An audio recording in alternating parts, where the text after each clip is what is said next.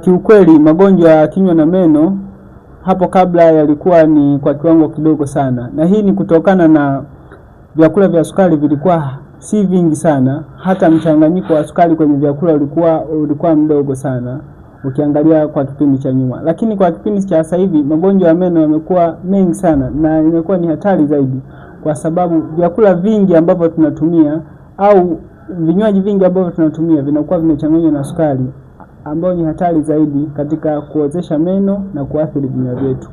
Ukizingatia watu wengi huwa tunapiga mswaki mara moja kwa siku, yani wakati wa mchana pekee, lakini usiku tunajisahau kupiga mswaki, kipindi ambacho usiku mate machache sana huwa yanazalishwa, na mate yanasaidia kulinda vinywa vyetu.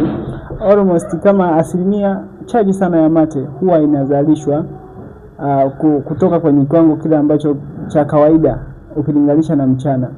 Kwa hiyo inakuwa ni rahisi zaidi wadudu kushambulia vinywa vyetu wakati wa usiku. Hivyo tunashauri asubuhi upige mswaki baada ya kunywa chai, lakini na usiku kabla hujalala basi upige mswaki ili kuweza kulinda zaidi. Lakini uelewa mdogo ambao upo kwenye jamii juu ya magonjwa ya kinywa na meno umepelekea hii hatari yote kuwepo, kwamba watu wengi wanakuwa wanatumia vyakula vya sukari kwa wingi, lakini hawajui wafanye nini katika kulinda vinywa vyao. Tunawashauri kwamba mtembelee mara kwa mara katika vituo vya meno katika kuhakikisha unaangaliwa meno yako na kufanya check up, ili kusudi kama kuna matibabu ya mwanzo kabisa uweze kuyapata kabla meno yako hayajaharibika sana. Kwa sasa teknolojia ni kubwa sana, hatushauri sana katika kung'oa, kwa sababu zamani pale tuliamini dawa ya jino ni kung'oa, lakini kwa sasa tumeshatoka huko.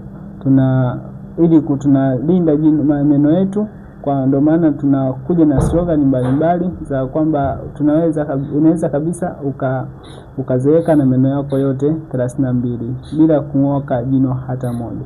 Kwa hiyo tunawaasa sana jamii kufuatilia elimu za vinywa na meno zinazotolewa na wataalamu, ili kusudi kuweza kuendeleza kulinda vinywa vyetu, tusikumbwe na hatari ya kung'oa meno, kwani sio matibabu hayo, ni matibabu ya mwisho kabisa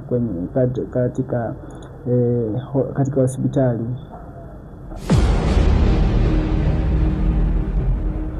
Kiukweli